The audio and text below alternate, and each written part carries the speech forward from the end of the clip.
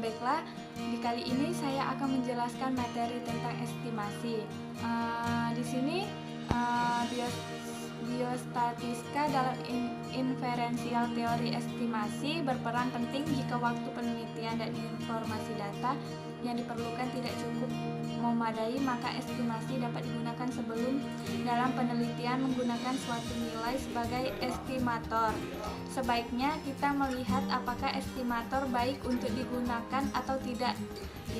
Estimasi terdiri dalam beberapa bentuk, yaitu estimasi titik, estimasi interval, estimasi rata-rata, dan estimasi proporsi.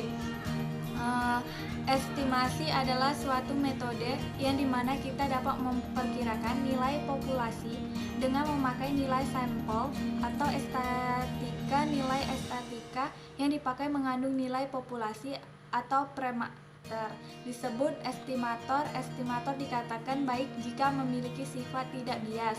Dengan estimator yang hasilnya mengandung nilai parameter yang diestimasikan efisien apabila hasilnya memakai nilai tersebut.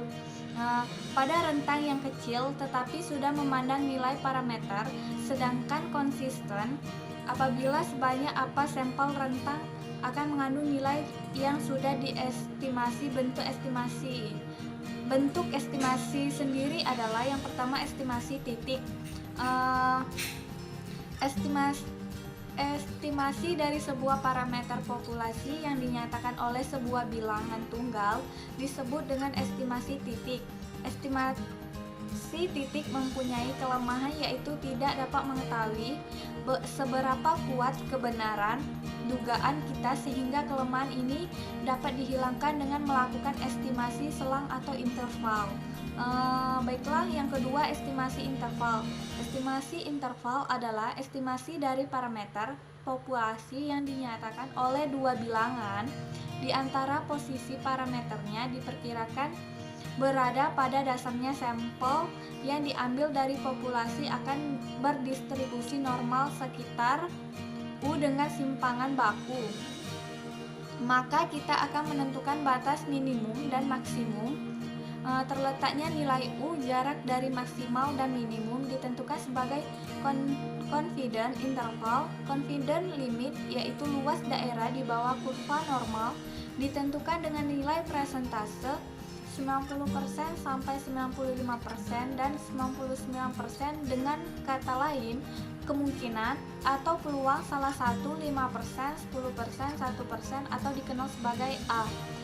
Dari keterangan di sini, SE dinilai statistika sampel X. Yang ke C, estimasi rata-rata adalah pendugaan mengenai nilai parameter U yang sebenarnya berdasarkan informasi rata-rata sampel.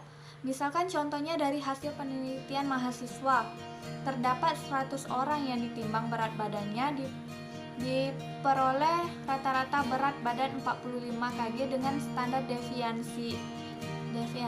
Artinya jika diambil sampel berulang kali, maka 90% nilai rata-rata berat badan terletak di antara 40 sampai 68 kg sampai dengan 49,31 kg. Estimasi proporsi adalah pendugaan dari proporsi populasi yang tidak diketahui. Baiklah, mungkin itu saja penjelasan materi saya mengenai estimasi. Mungkin itu saja. Selamat siang.